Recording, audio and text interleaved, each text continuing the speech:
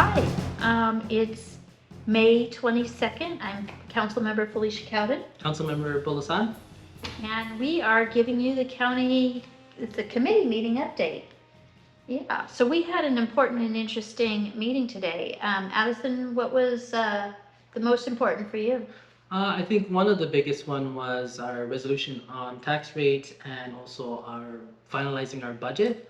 But you definitely brought a good one, which was an update regarding the retirement system. The retirement system. And actually, in all of this, I felt like today we had the generational issue was right there. So in the employee retirement system, we had Thomas Williams, who is the executive director for the state and all the counties, and he came in and he gave us a really good discussion on, basically our retirement system is doing reasonably well.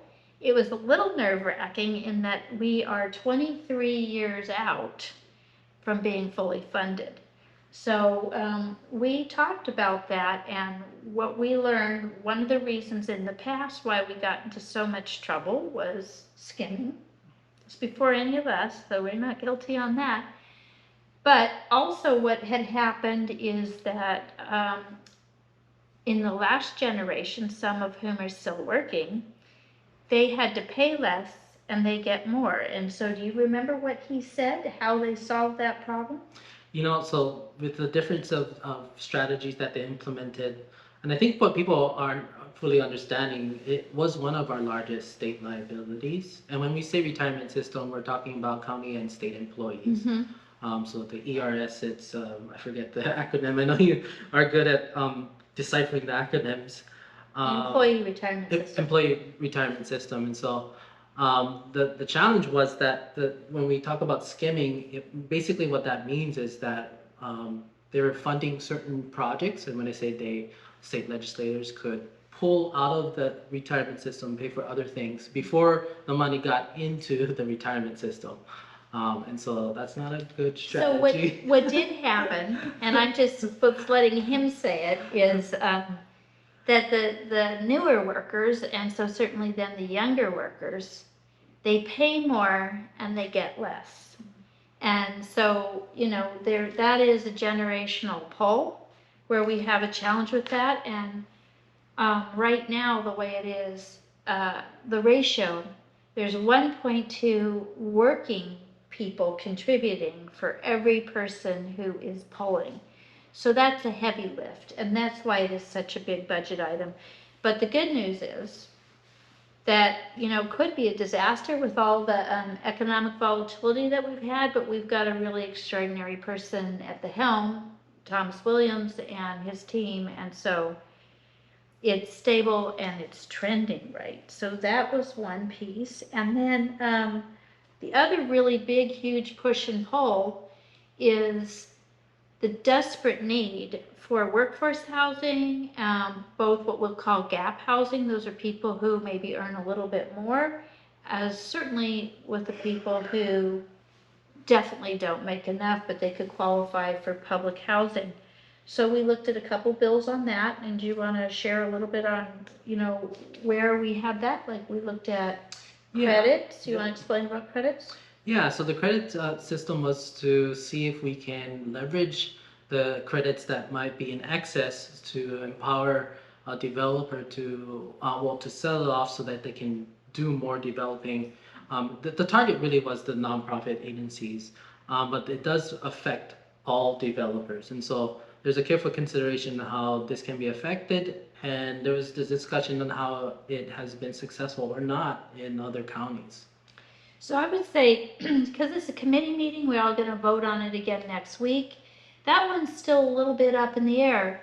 The pros for it is it can help organizations like Habitat for Humanity, and it might also encourage some market rate developers to just do more than they're required to. Where they're required to do 20% affordable housing, maybe they might make more housing that's affordable, and then they could sell those credits to another developer. And I would say that the argument against it is some of us say, hey, everybody needs to build affordable housing. So that was one. And then another piece that we had when we're doing our county housing, uh, that we have a wait list, right? We have the first-time buyers, or just the Kauaʻi home buyers program, and so there's a first in, first out. And then we had a decision about, this not completed yet, but if we want to change it some. Yeah, and just try to clarify it so that we can help the specific people that need the help, and make it in a way that's more equitable for our community. So what that means in equitable for our community is, let's just pretend there is 100 houses that can go out. And this is a may, not a shall, but if they wanted to take, this bill says 50% of those houses, so that'd be 50 houses.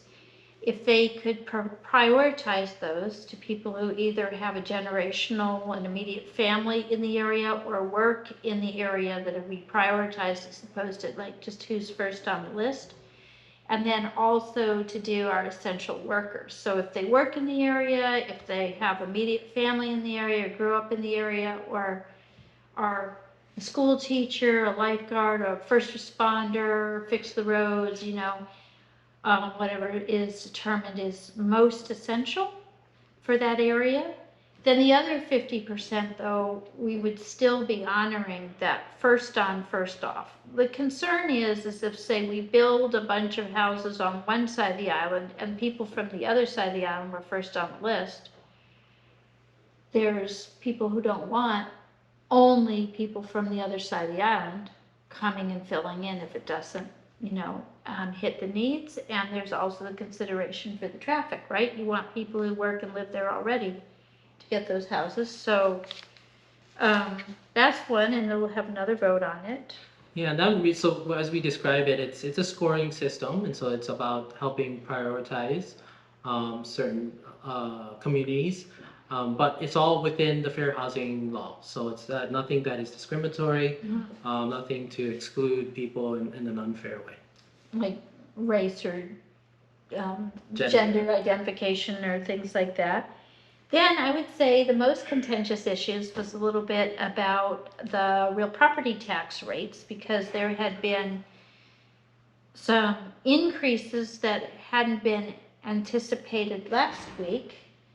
Because of the sunshine laws, we weren't able to know that. So it was really putting unexpected increases on the visitor industry.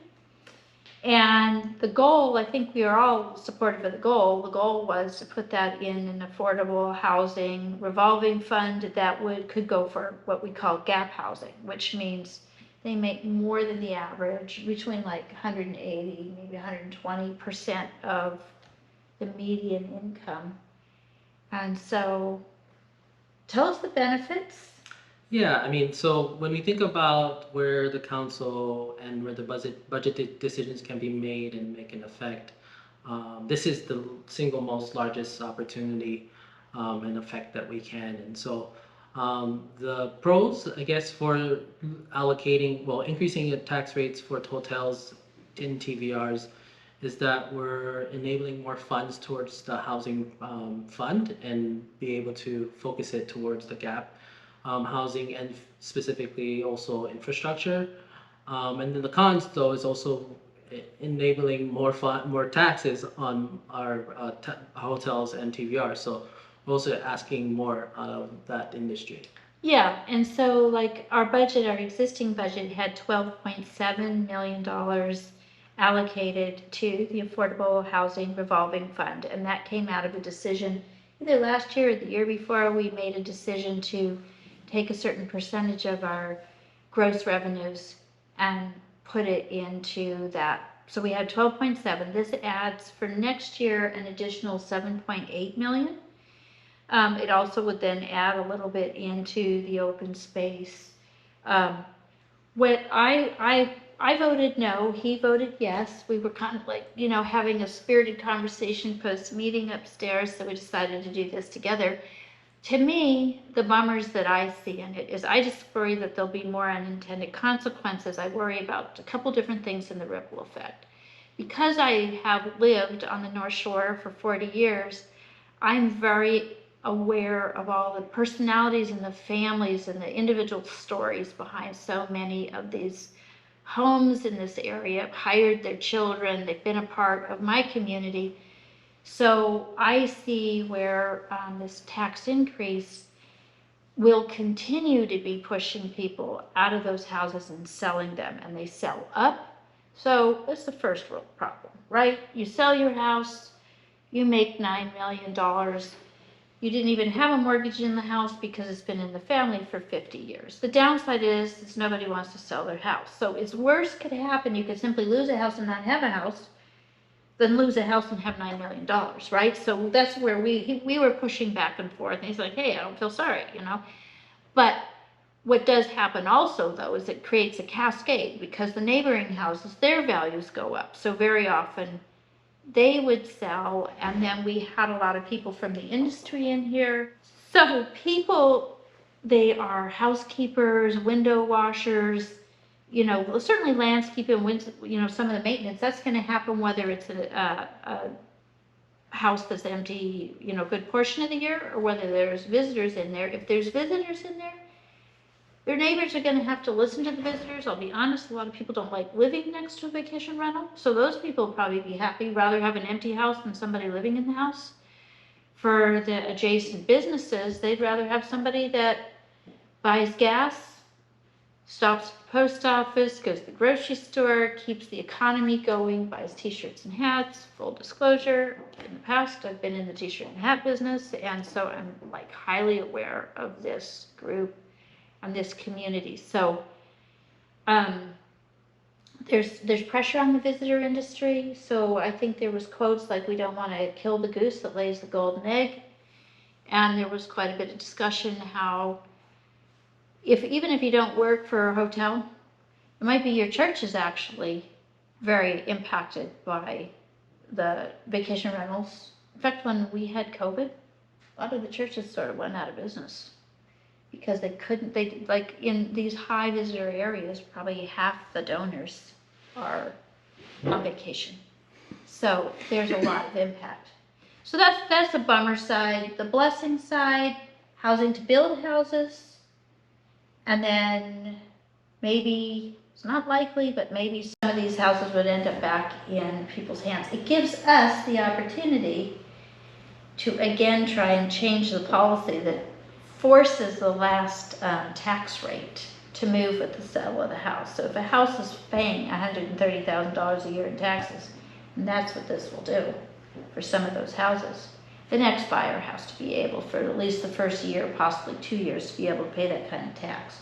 So I worry that we will simply replace people with, you know, it's not that I don't like the more wealthier people, I just have an attachment to the people who have, you know, decades of time in the community. But hey, can I say one of the negatives, or what the other side is, I don't know what percentage of these properties really have these kind of families. I know the houses that have these families. So there's probably certainly properties that don't have those type of owners. Yeah, and I sympathize what Councilmember Cowden is sharing. It's important for us to find common ground, and some of the toughest part about this is that you can't make this one policy that answers every challenge. And so the one comment I made was heavy be the burden, heavy be the crown. It's a saying that my wife tells me all the time, meaning that those who have the responsibility to help. And we ask, and we always ask a lot of them, and they give a lot. And there's a lot of generous people. And so this is part of the process in which where we can find more help for housing, especially for our working people here on the island. And so the vote was 5-2, and so it passed, but it does still go to one more review or vote, which is to our council as a whole next week Wednesday. Next week Wednesday, and so I think that what we're probably in full alignment on is we're both hoping for the best. Couldn't be happier to have you be right, that when we raise these rates that we'll just have a little bit more money and be able to build a little bit more housing, and that all that works right. These are the type of things where I would love to be wrong. Mm.